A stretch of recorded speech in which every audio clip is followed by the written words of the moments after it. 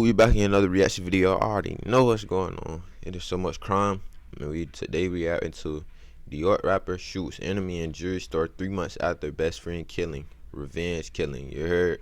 Let's get into the video. I don't know too much. I seen it. So let's ride. I'm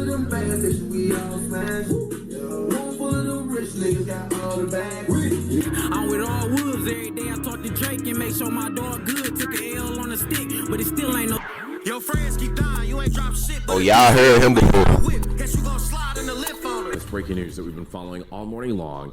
It's from Farmington. I heard that song before. Scary night there. There has been a shooting at this apartment complex, and it has left one man dead, another wounded, and in the hospital. Top story developing right now. 3 people have been formally charged in a deadly shooting at an apartment complex in Farmington Hills. It comes after a violent and bloody attack on 2 men in their apartment in the early morning hours. Need your help finding a man accused of shooting someone inside an office building in that city. These are surveillance photos of the guy they're looking for. Police say this man ain't got no mask on.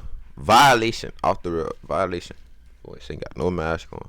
The Advanced building on Greenfield Road near West 9 Mile Monday afternoon. 1 person was hit. There's no word on that victim's condition at this time, but if you know anything about the shooting, you're asked to call Southfield Police. Within the last 48 hours of me making this video, a Detroit rapper has recently came home after doing 6 years for allegedly shooting his enemy in the middle of a jewelry store. Now that situation came only 3 months after losing his best friend to a retaliation murder that left him gunned down inside of his home. This Detroit rapper opposition wasted no time going on social media to remind him of his deceased brother after making his first public appearance on social media as a free man. A beef that was mentioned in many drill raps, which we'll later play, and also caused a chain of events for years to come. Today we run down on this story, paying our respects to those who lost their life, go in chronological order, see who was arrested, see who mentioned these names in drill raps, and see where we stand today. But before we go over this one, I want you guys to remember, I don't give you no aim, I just give you the story. So with that being said, that's all you do. You just give you a story. I'm reacting to the story, folks.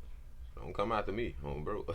Make sure you like, comment, and subscribe. We're gonna jump right to it. Fat Meat, a Rondé Clark, also known by his rap stage name as Rondé. Now Fat Meat was someone considered his best friend, Alex Ward, aka Al Wu. Al Wu was not only a rapper, but he was talented. He was also the producer. They have songs together with millions of views on YouTube, having tracks like What They Want released 8 years ago with 1.2 million views and counting. Niggas really be out here talented though, for real. Now they rap in an alleged group called 9K Glock Boys. Represents the 900 block of Press, a neighborhood in Detroit, Michigan. They was also close to well-known rapper T Grizzly, another Detroit native.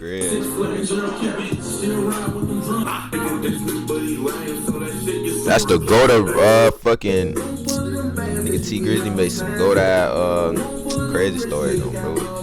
Story songs and shit.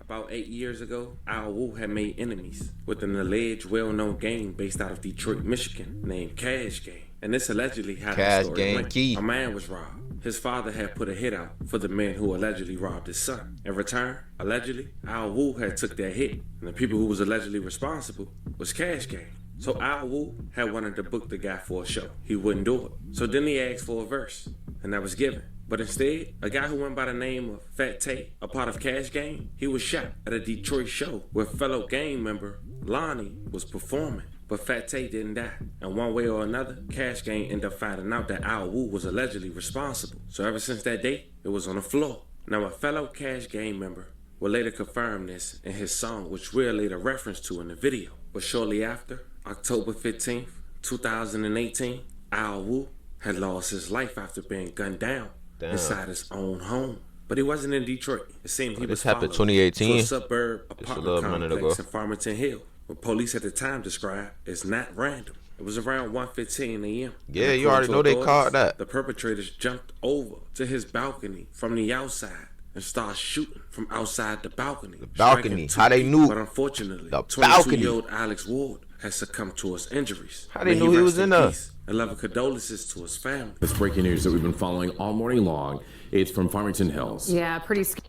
Yeah, Jane Bond. Is that Scary night there. There has been a shooting at this apartment complex, and it has left one man dead, another wounded, and in the hospital. Nick Monticelli has been there throughout the morning, gathering more information from investigators. And Nick, police are saying they don't think this shooting is random at all, huh?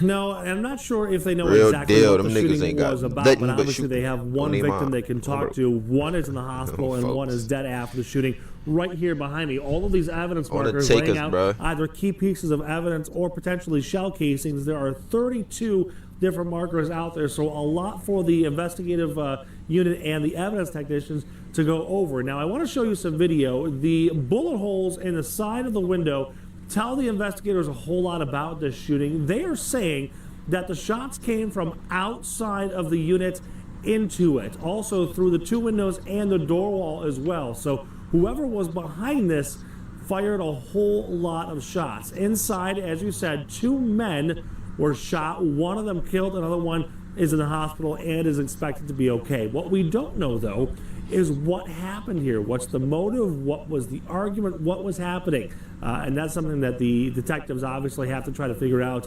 Fortunately, they can try to get some information out of one of the victims in this case. As far as a suspect goes, there's another huge question mark on that one. We were talking to one of the sergeants out here saying that they don't know much about a suspect just yet. So they're not telling people they need to shelter in place, but certainly maybe just make sure the windows and doors are locked because they do have a suspect that is out there right now. There were a lot of resources used.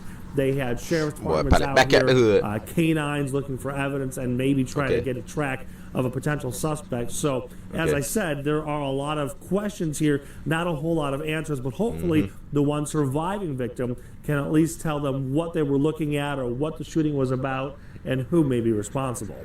We're live here in Farmington Hills. Nick Monticelli, Local 4 News today.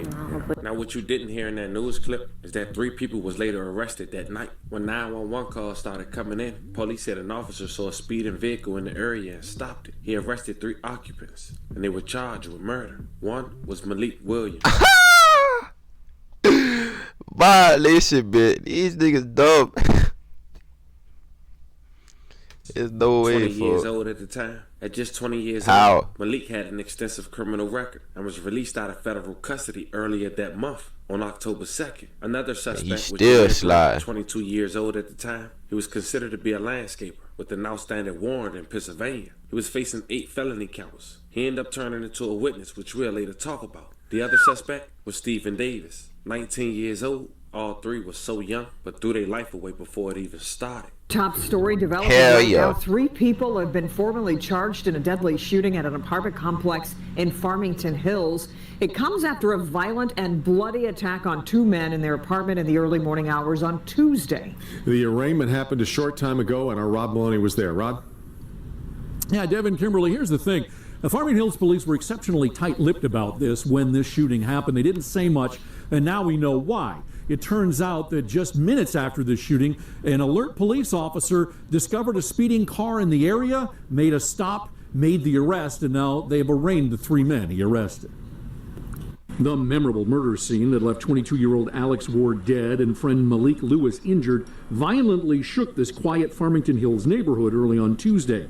The many bullets flew just after 1 a.m., but when the sun came up, numerous bullet holes in the windows and an apartment deck were visible just yards from 12 Mile Road. At least 16 shots were fired into the building. Farmington Hills Police Detective Jason McDonald put this shooting into perspective at the arraignment today. We have information to believe that the victim in this case may have been hunted down and assassinated. When the 911 calls started coming in, Farmington Hills Police now say an officer saw a speeding vehicle in the area and stopped it, and he arrested the 3 men at the scene. They are now the trio charged in this murderous attack. First and foremost among them... Hey, it's crazy though. Like, look.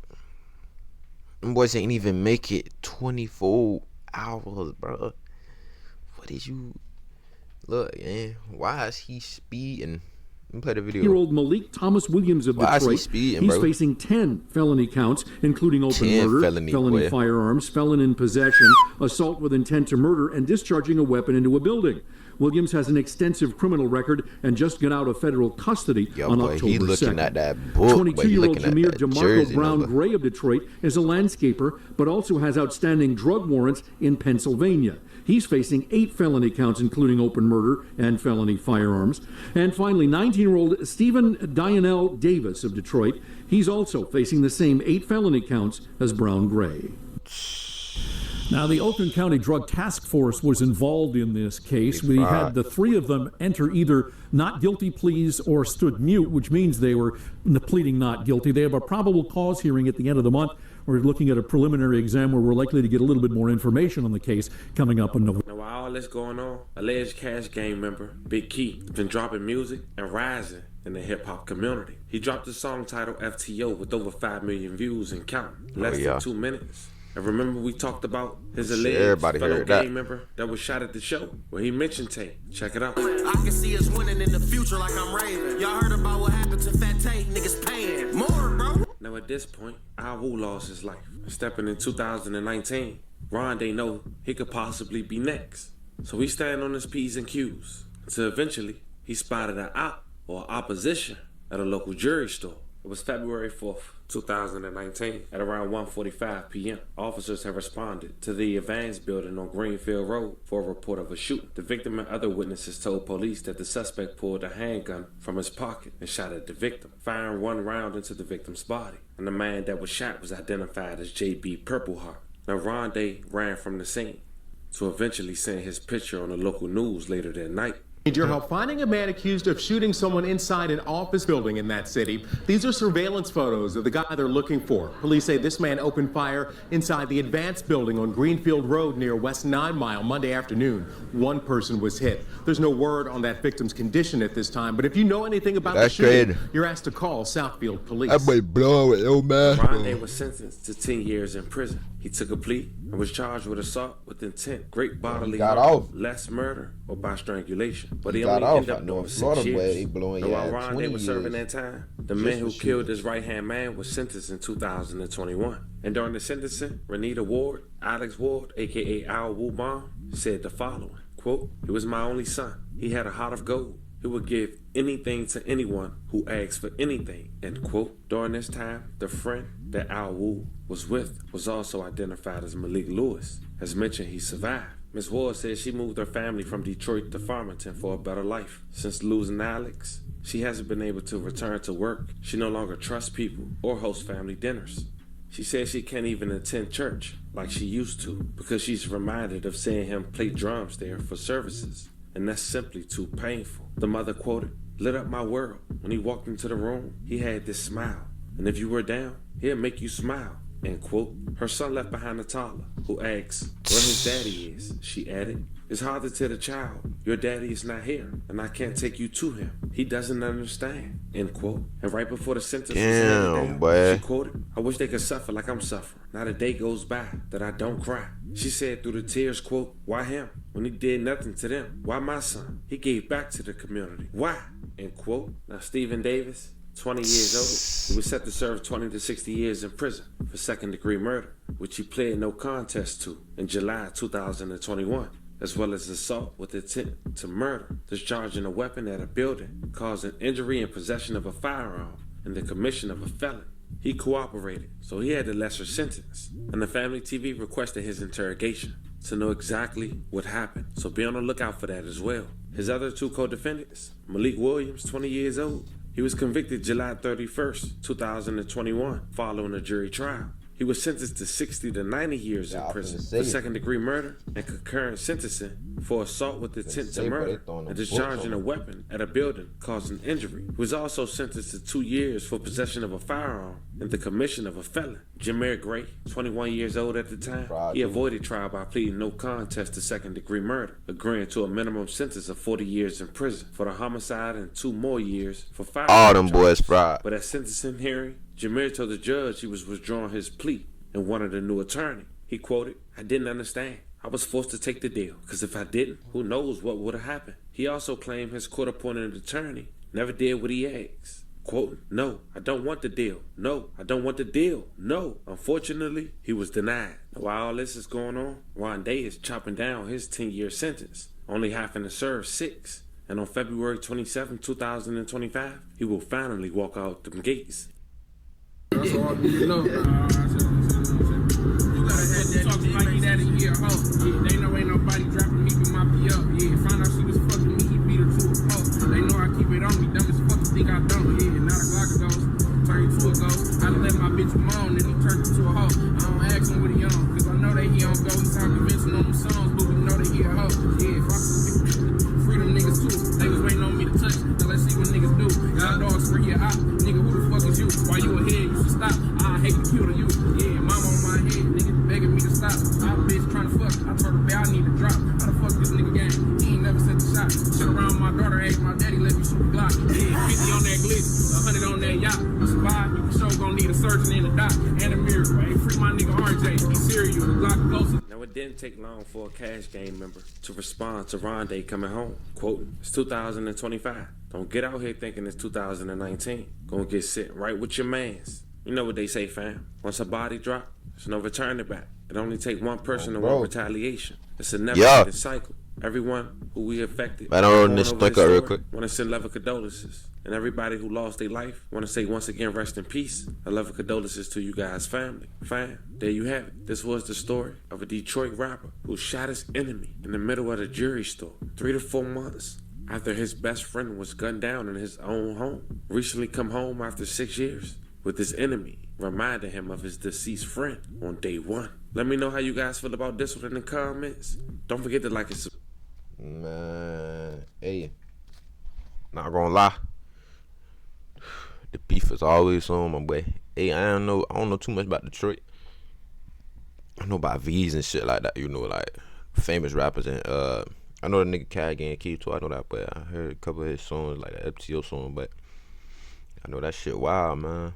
But hey, man, if you enjoyed the video, man, make sure you like, comment, and subscribe, man. Make sure y'all turn on all post notifications so you can get any video that I upload at any moment.